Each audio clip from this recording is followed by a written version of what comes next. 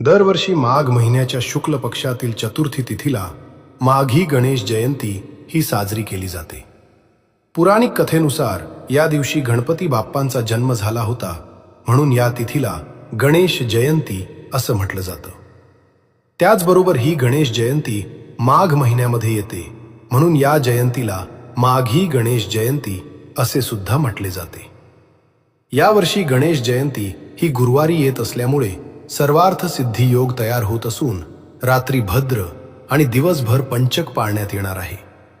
आपण दरवर्षी चतुर्थीला दिवसभर गणपती बाप्पांचं व्रत करून संध्याकाळी चंद्राची पूजा करत असतो आणि यानंतर हे व्रत सोडत असतो. परंतु या गणेश जयंतीच्या दिवशी आपल्याला चंद्राकडे पाहण्यासाठी सक्त मनाई आहे.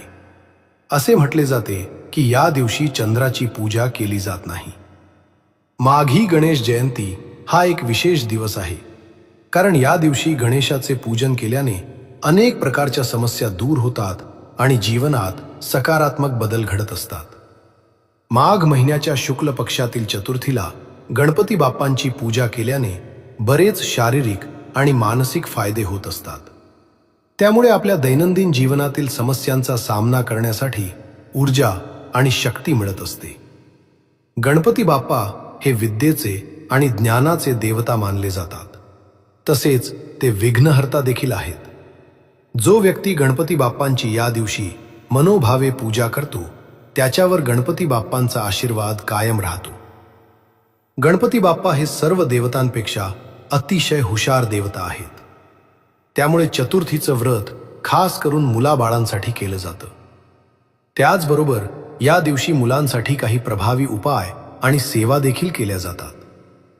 आजच्या व्हिडिओमध्ये मी तुम्हाला एक अतिशय प्रभावी असा उपाय सांगणार आहे. या गुरुवारी माघी गणेश जयंतीच्या दिवशी तुम्ही उपवास केला नाही तरीही चालेल, पण प्रत्येक आईने आपल्या मुलांसाठी गणपती बाप्पांना ही एक वस्तू अर्पण केली पाहिजे. ही वस्तू अर्पण केल्याने मुलांचे सर्व दोष, संकट, विघ्न आणि अडचणी नष्ट होतील. अभ्यासात, नोकरीत, व्यवसायात मुलांची भरभरून प्रगती होईल आणि मुलांना प्रत्येक क्षेत्रात यश मिळेल. तर अशी कोणती वस्तू आहे जी आपल्याला गणपती बाप्पांना अर्पण करायची आहे?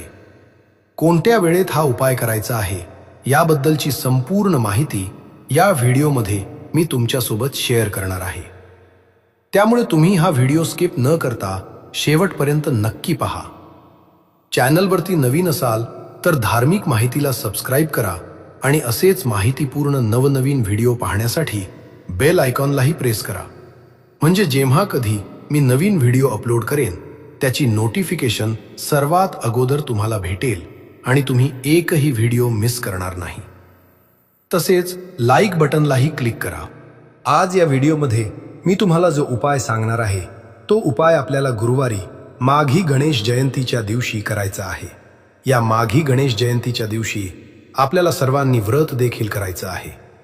अगदी लहान मुलांपासून ते मोठ्यांपर्यंत सर्वांनी या दिवशी व्रत करावं. या व्रताचे खूप जास्त फायदे होतात, कारण या दिवशी गणपती बाप्पांचा जन्म झाला होता आणि हा त्यांचा वाढदिवस असतो. म्हणून या दिवशी पृथ्वीवर गणेश तत्व मोठ्या प्रमाणात जागृत असते. त्यामुळे या काळात केलेली पूजा, व्रत आणि उपाय अत्यंत प्रभावी ठरतात. आज मी जो मुलांसाठी उपाय सांगणार आहे तो उपाय प्रत्येक आईने आपल्या मुलांसाठी नक्की करायचा आहे. अगदी लहानातल्या लहान मुलांपासून ते मोठ्या मुलांपर्यंत हा उपाय करता येतो. मुलं आणि मुली दोघांसाठी हा उपाय आहे. जो उपाय मी तुमच्यासोबत शेअर करणार आहे तो 100% खात्रीशीर आहे. त्यामुळे प्रत्येक आईने हा उपाय चुकवू नये, कारण प्रत्येक आई वडिलांना आपल्या मुलांच्या उज्ज्वल भविष्याची काळजी असते. आपल्या मुलांनी खूप शिकावं, त्यांना प्रत्येक क्षेत्रात यश मिळावं, मुलांची भरभरून प्रगती व्हावी, त्यांच्यावर कोणतेही दुःख, संकट किंवा अडचणी येऊ नयेत. मुलांनी हट्टीपणा करू नये आणि सांगितलेलं सर्व काही ऐकावं असं प्रत्येक आई वडिलांना वाटत असतं. परंतु प्रत्यक्षात असं नेहमीच घडत नाही. घरामध्ये लहान मुलं असतील तर ती सतत रडारड करतात, चिडचिड करतात, हट्टीपणा करतात किंवा वारंवार आजारी पडतात. जी मोठी मुलं शाळेत जातात आणि शिक्षण घेत आहेत त्यांना कधीकधी अभ्यास करावासा वाटत नाही. त्यांचं मन अभ्यासात लागत नाही. बऱ्याच वेळा मुलं खूप अभ्यास करतात, खूप प्रयत्न करतात, तरी सुद्धा त्यांना काहीच आठवत नाही. परीक्षेला बसल्यानंतर सगळं विसरायला होतं आणि म्हणून त्यांना अपेक्षित यश मिळत नाही. तसेच काही मुलं खूप शिकलेली असूनही त्यांना मनासारखी नोकरी मिळत नाही किंवा एखादा व्यवसाय सुरू असेल तर तो चांगला चालत नाही. काही घरांमध्ये लग्नाच्या वयाची मुलं मुली असूनही त्यांचा विवाहयोग जुळून येत नाही. या सर्व समस्यांपासून मुक्त होण्यासाठी हा एकच उपाय तुम्हाला गुरुवारी माघी गणेश जयंतीच्या दिवशी करायचा आहे. हा उपाय करण्यापूर्वी सकाळी लवकर उठून स्वच्छ स्नान करायचं आहे. आपल्या देवघरातील देवांची विधिवत पूजा करायची आहे. गणपती बाप्पांची मूर्ती असेल तर त्या मूर्तीवर शुद्ध पाण्याने किंवा पंचामृताने अभिषेक करायचा आहे. अभिषेक करत असताना त्या पाण्यामध्ये पांढरे तीळ टाकायचे आहेत, कारण या गणेश जयंतीला तिळांना खूप मोठं महत्त्व आहे. अभिषेक करताना गणपती अथर्व शीर्षाचं पठण करायचं आहे किंवा ओम गणगणपते नमः या मंत्राचा जप करायचा आहे. जर फक्त फोटो असेल तर तो स्वच्छ पुसून घ्यायचा आहे. अभिषेक केल्यानंतर जे तीर्थ उरेल ते मुलांना पाजायचं आहे, कारण त्या पाण्यामध्ये प्रचंड सकारात्मकता आणि दैवी शक्ती असते. गणपती बाप्पा हे बुद्धीचे देवता आहेत आणि जेव्हा हे तीर्थ मुलांना दिलं जातं तेव्हा मुलांची बुद्धी तीव्र होते, एकाग्रता वाढते. 2 थेंब जरी दिले तरी चालतील. उरलेलं पाणी पिण्याच्या माठ्यात टाकू शकता. पंचामृताने अभिषेक केला असेल तर घरातील सर्वांनी थोडं थोडं प्रसाद म्हणून घ्यायचं आहे आणि उरलेलं पंचामृत तुळशीला किंवा कोणत्याही झाडाला घालायचं आहे. यानंतर गणपती बाप्पांना दुर्वा, 10 वंदाची फुलं, पांढरे तीळ, गूळ, खोबऱ्याचा नैवेद्य अर्पण करायचा आहे. त्यानंतर हा मुख्य उपाय करायचा आहे. हा उपाय सकाळपासून संध्याकाळपर्यंत कधीही करता येतो.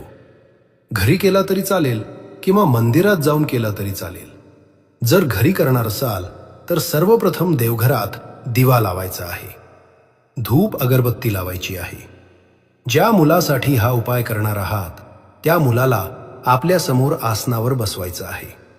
या उपायासाठी तुम्हाला फूल असलेल्या 2 अखंड लवंगा घ्यायच्या आहेत. त्या 2 लवंगा मुलांच्या हातात द्यायच्या आहेत. त्यानंतर तुम्ही स्वतः 11 वेळा गणपती अथर्व शीर्षाचं पठण करायचं आहे. 11 वेळा शक्य नसेल तर 3 वेळा पठण करायचं आहे आणि शेवटी एकदा फलश्रुती म्हणायची आहे. त्यानंतर ओम गणगणपते नमः या मंत्राचा 108 वेळा जप करायचा आहे. त्यानंतर त्या 2 लवंगा मुलांच्या हातून गणपती बाप्पांना अर्पण करायचे आहेत. यानंतर दोन्ही हात जोडून गणपती बाप्पांना मनोभावे प्रार्थना करायची आहे की मुलांच्या जीवनातील सर्व अडचणी, संकट आणि विघ्न दूर व्हावीत आणि त्यांचं भविष्य उज्ज्वल व्हावं. या लवंगा 2 ते 3 तास गणपती बाप्पांसमोर ठेवायच्या आहेत. त्यानंतर त्या उचलून मुलांना खायला द्यायच्या आहेत. जर मुलं मोठी असतील आणि वाचता लिहिता येत असेल तर गणपती अथर्व शीर्षाची सेवा त्यांच्याकडूनच करून घ्यावी. मुलं लहान असतील तर आईवडील किंवा आजी आजोबा हा उपाय करू शकतात. लहान मुलांना लवंगा थेट खायला देऊ नयेत, कारण त्या तिखट असतात.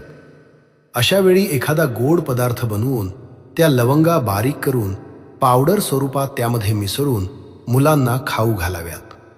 जर मुलं मोठी असतील तर लवंगा थेट खाऊ घालू शकता. जर मुलं बाहेरगावी शिक्षणासाठी असतील तर हा उपाय करू नये, कारण सेवा केल्यानंतर काही वेळातच त्या लवंगा मुलांना खायला द्याव्या लागतात. या लवंगांमध्ये गणपती बाप्पांचा प्रचंड आशीर्वाद आणि दैवी शक्ती असते आणि त्या मुलांनी घेतल्यावर त्यांच्या जीवनातील समस्या 100% दूर होतात. हा उपाय केल्यावर मुलांमध्ये अनेक सकारात्मक बदल दिसून येतील. घरामध्ये सुतक असेल तर हा उपाय करू नये. स्त्रियांना मासिक पाळी असेल तर त्या स्त्रीने हा उपाय करू नये. पण घरातील इतर कोणीही व्यक्ती मुलांसाठी हा उपाय करू शकतो. त्यामुळे हा उपाय उद्या म्हणजेच गुरुवारी माघी गणेश जयंतीच्या दिवशी नक्की करा. ज्यांच्या घरात लहान मुलं आहेत, शिक्षण घेणारी मुलं आहेत, त्यांनी तर हा उपाय आवर्जून करावा. करून पहा आणि केल्यानंतर त्याचा अनुभव तुम्हाला नक्की येईल. व्हिडिओ आवडला तर लाईक करा, धार्मिक माहितीला सबस्क्राईब करा आणि हा व्हिडिओ आपल्या मित्रपरिवारासोबत जास्तीत जास्त शेअर करा. चला तर मग भेटूया पुढील एका नवीन व्हिडिओमध्ये. तोपर्यंत सर्वांना जय श्री रुक्मिणी कृष्ण.